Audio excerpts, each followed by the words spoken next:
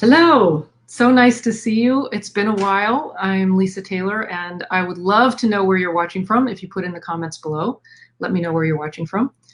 I have been thinking a lot about that still small voice, that little whisper that God gives us when, we just need to know something. We need to feel comforted. We need to have a direction in our life. We need to know that someone else is being cared for. All of those times when we feel maybe alone or doubtful or not really sure if someone is keeping their way about them. So I just wanted to talk a little bit about this because I completely trust that still small voice. And I wanted to share a little story with you. I was like 12 years old. I was with my dad. My dad and mom had gotten divorced when I was about 8.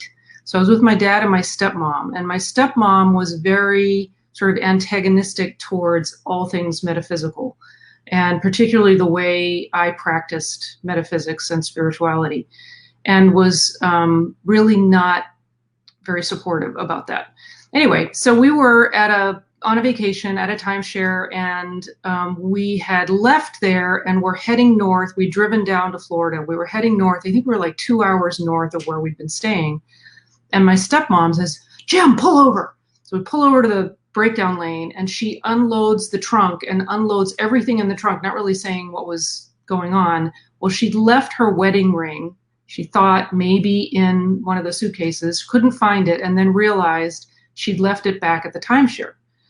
So we decided that we would go back to the timeshare. Now, on the way out of town, which is really sort of odd, I don't know, I'm in the back seat, I'm 12, I'm not driving. I noticed a Christian Science reading room kind of as we were driving out of town, which I mean, my dad was not a churchgoer. My stepmom certainly wasn't at that point. And it just was interesting that I noted that. So on the way back into town, I felt like, the best support I can be in this situation is to pray.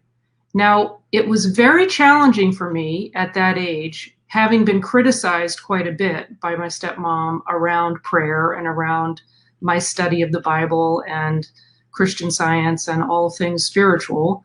It took a lot of courage for me to say, Daddy, the most help I can be right now is for you to drop me at the reading room and let me pray.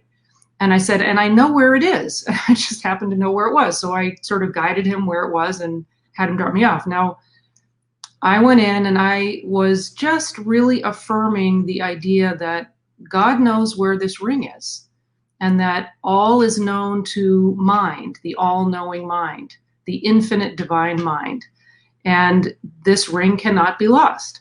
Well, mind you, we had been 2 hours north, 2 hours back. It had been like 4 hours since we left, and there's a big turnover in timeshares, as you probably know. So when the time is up, all the cleaning people come in and they turn over all these hundreds of rooms and put all the trash in these bins. Well, there were these 4 massive containers, like ship containers that they put the trash in. My dad told me about this later. They're like these 4 containers all filled with trash bags.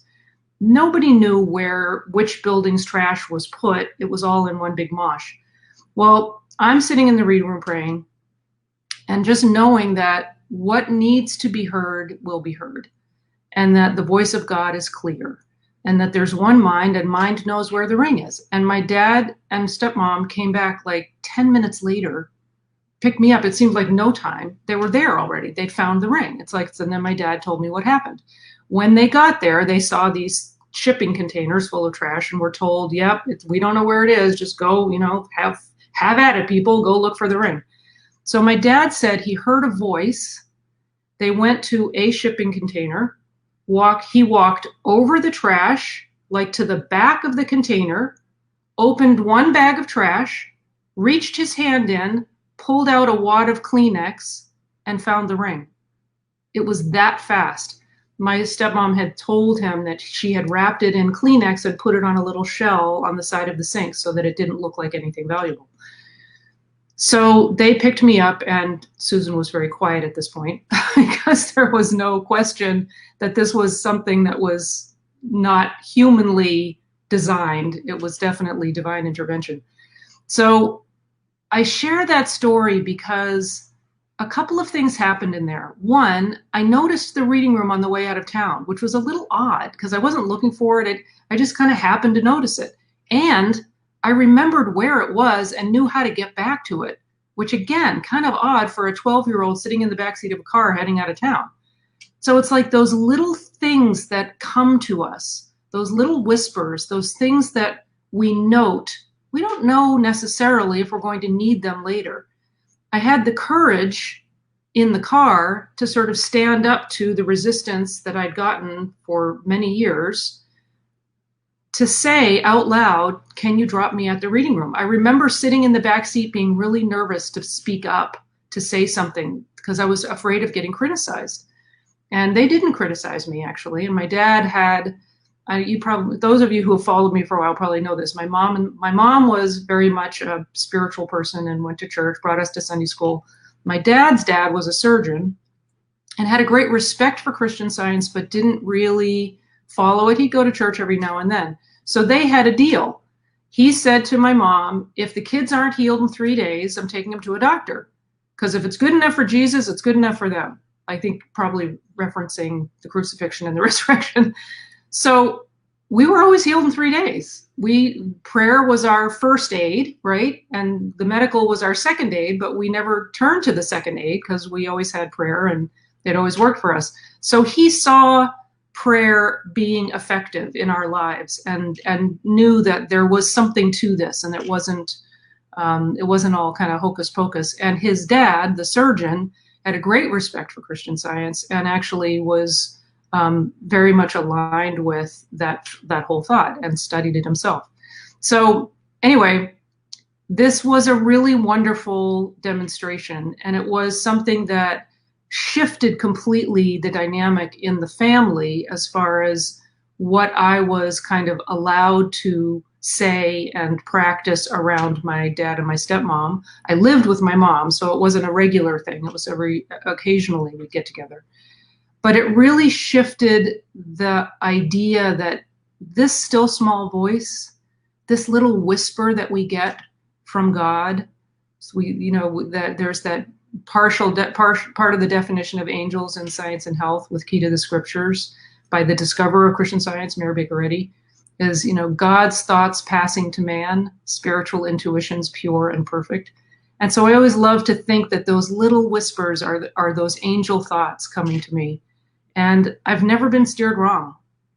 And this is just a really good example of that. So if you get that little whisper, if you get that little thought that comes to you, just pay attention. Notice what it is. Notice what it's saying. You don't know if you might need it a few minutes later or an hour later or 3 years later because those little whispers mean something. It's truth speaking to you. It's the Christ consciousness coming through and speaking to your human consciousness right where you are.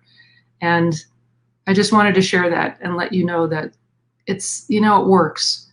And it's worth it to trust that still small voice. So I love you guys. I'm so glad to be here. I know it's been a while. It's been a minute. And it's nice to be here. Please let me know where you're watching from. I know you watch from all over the world, and I always love to see that. And be in touch. You can always PM me and let me know what your thoughts are. And if you'd like to hear subjects or topics talked about on here, and I'm all ears. So lots of love to you. Thanks for watching. Thanks for being here.